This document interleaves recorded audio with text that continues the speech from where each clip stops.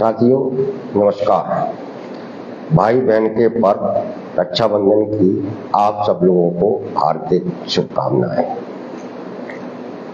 आज हम मध्य प्रदेश के आउटसोर्स अस्थायी ठेका अंशकालीन ग्राम पंचायत कर्मचारियों की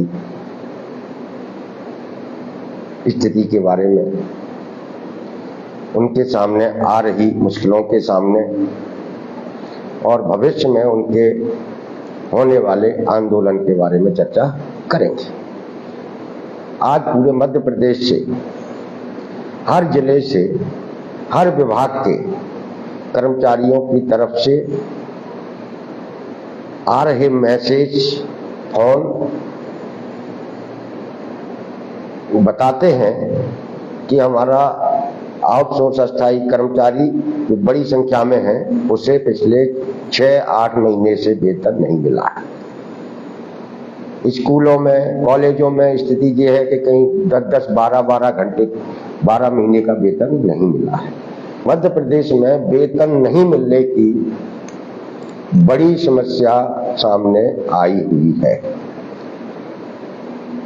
वेतन क्यों नहीं मिल रहा है, सरकार वेतन क्यों नहीं दे पा रही है, इसे समझना और इस पर चर्चा करना भी बहुत जरूरी है। साथियों, ये सिर्फ वेतन मिलने की समस्या नहीं है। आने वाले दिनों में हम सब लोगों के सामने एक बहुत बड़ा संकट, बहुत बड़ा खतरा भी पैदा हो सकता है। सरकार 4.5 लाख करोड़ के कर्ज में फंसी हुई है।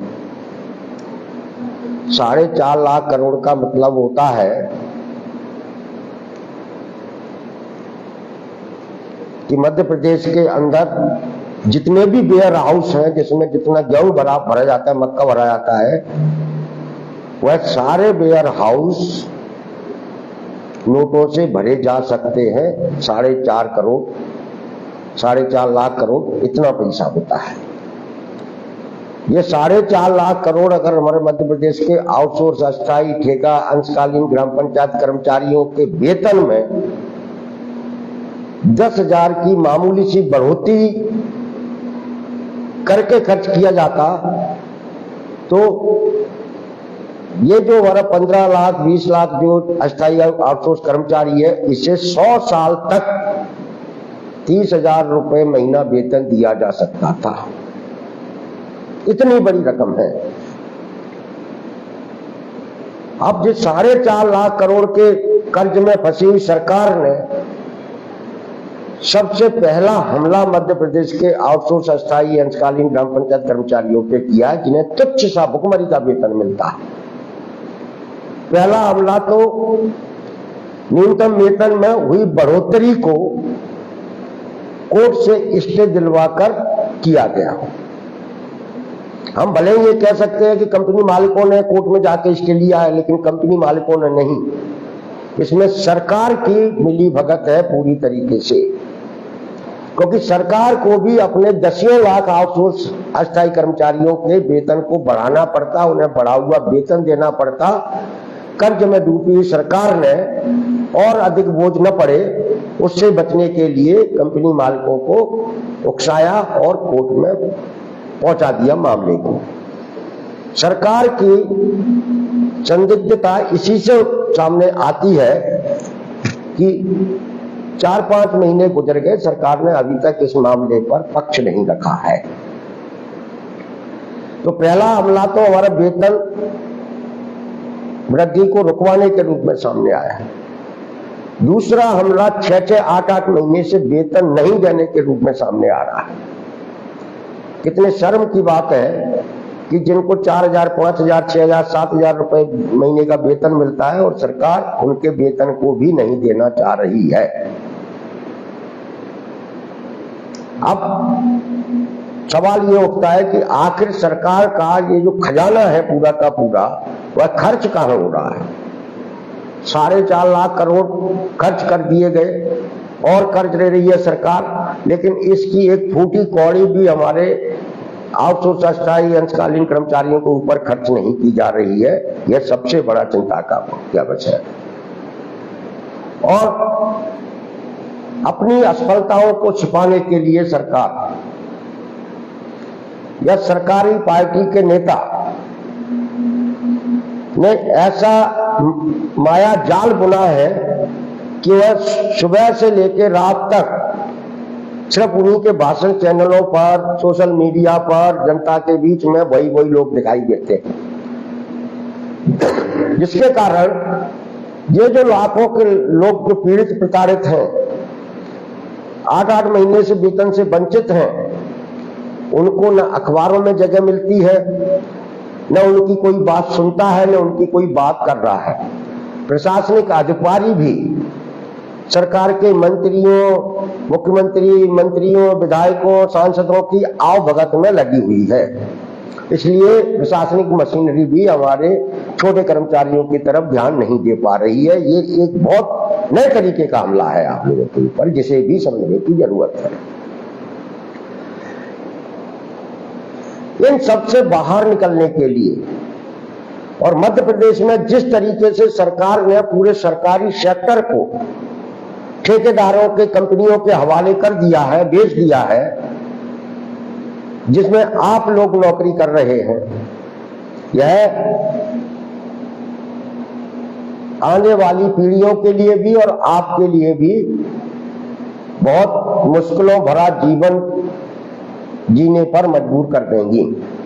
इसलिए हमारे ऑल डिपार्टमेंट आउटसोर्स अस्थायी अंशकालीन ग्राम पंचायत कर्मचारी संयुक्त मोर्चा का स्पष्ट मानना है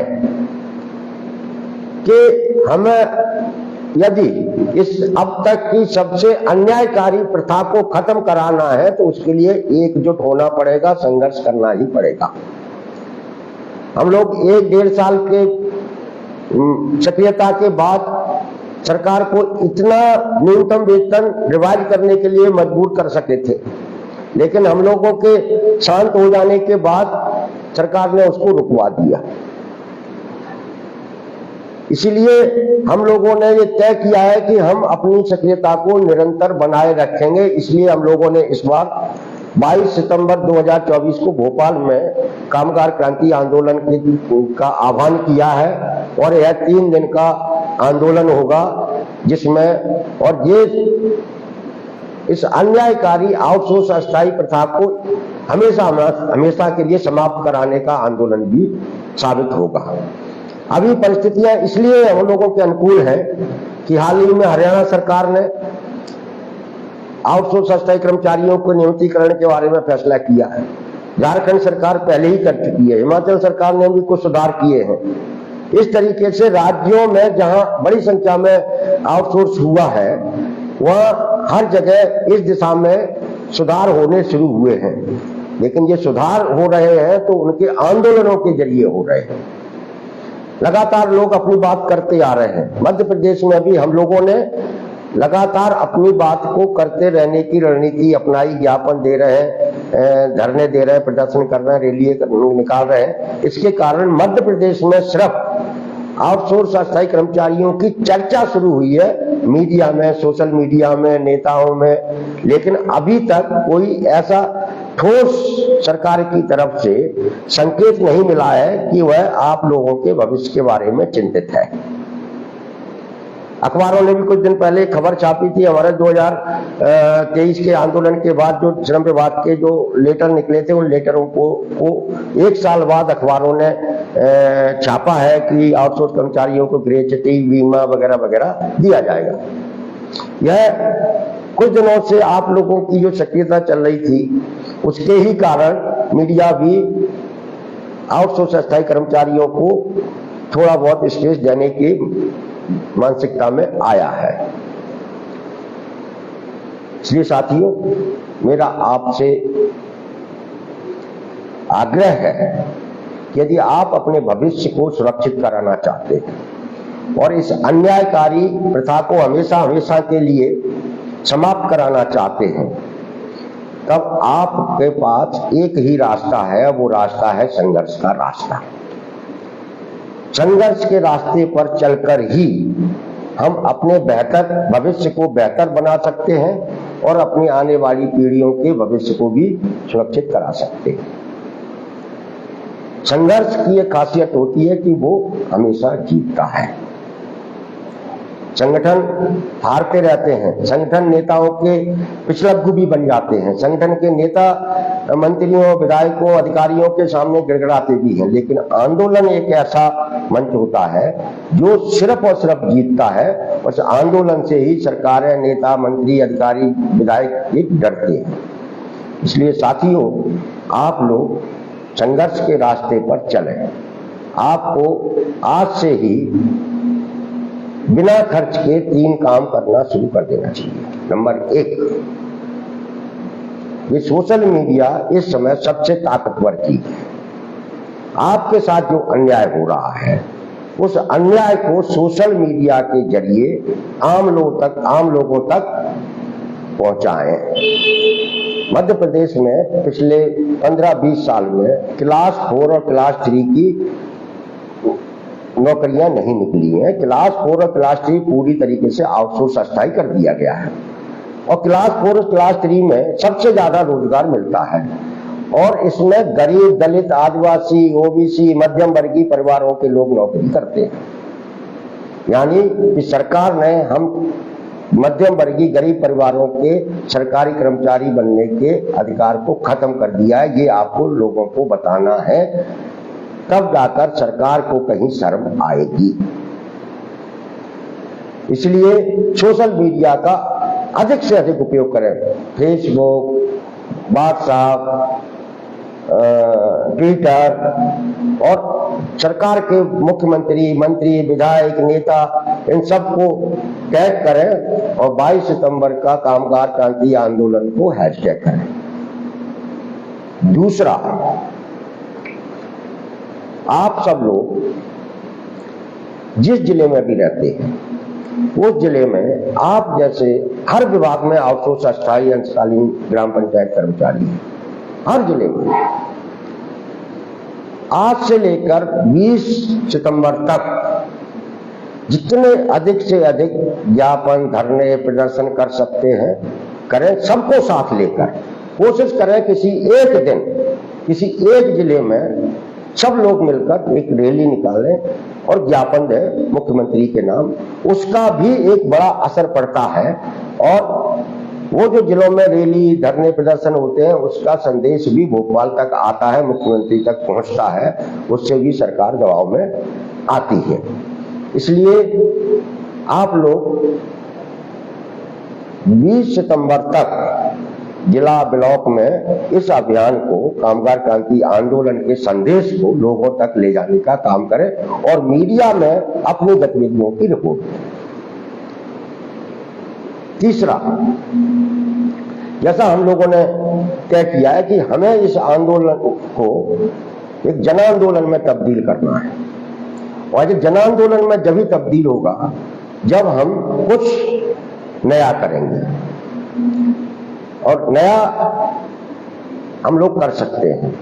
इसलिए आप सब लोग 22 सितंबर के कामगार क्रांति आंदोलन के बारे में अपने अपने स्तर पर एक छोटा पैम्पलेट छपवाएं, 500, 1000, और उसे लोगों के अंदर वितरित करें।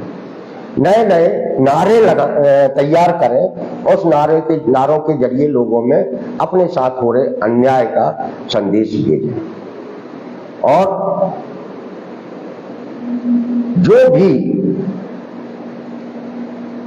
नेता, जो भी मंत्री, जो भी विधायक आपको मिलता है, आप अपने पर्चे, अपने पैम्पलेट, अपने आंदोलन का संदेश उसे किसी भी तरीके से उस तक पहुंचाएं।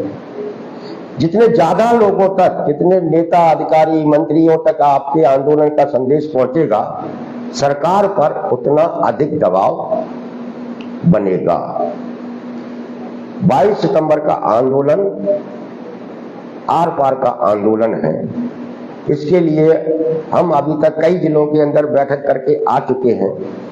22 अगस्त से हम मंडल खंडवा से फिर कई जिलों के लिए निकलने वाले हैं बैठक करने के लिए। 22 को खंडवा बुरहानपुर में है, 23 को खरगोन धार में है और ये लगातार बैठकों का सिलसिला चलता रहेगा। बैठकों के अंदर बैठकों में भी हम लोगों को संघर्ष के लिए मानसिक रूप से तैयार करने का काम कर रहे हैं। इस बार हमारा लक्ष्य है कि जो मध्य प्रदेश का 10 लाख आउटसोर्स अस्थायी अंशकालीन ग्राम पंचायत कर्मचारी है, उसमें से 20% लोग भोपाल पहुंचे। जिस दिन ये 20% उसमें से भोपाल में आकर खड़े हो गए, उस दिन ये अन्यायकारी प्रथा हमेशा हमेशा के लिए समाप्त हो जाएगी। और इसी विश्वास और भरोसे के साथ हम लोगों ने आउटसोर्स अस्थायी कल्चर समाप्त कराने का संघर्ष शुरू किया था, विकसित किया है, और इसे जीतने के हौसलों के साथ हम लोग इसे जारी रखे हुए हैं। आप सब लोग 22 सितंबर को भोपाल आने की तैयारी करें। आउटसोर्स की आवाज पेज पर को फॉलो करें और इसे अधिक से अधिक लोगों तक पहुंचाएं। ट्विटर पर भी हमसे जुड़ें और सोशल मीडिया पर इसे अभियान को आंदोलन में तब्दील करें। नमस्कार।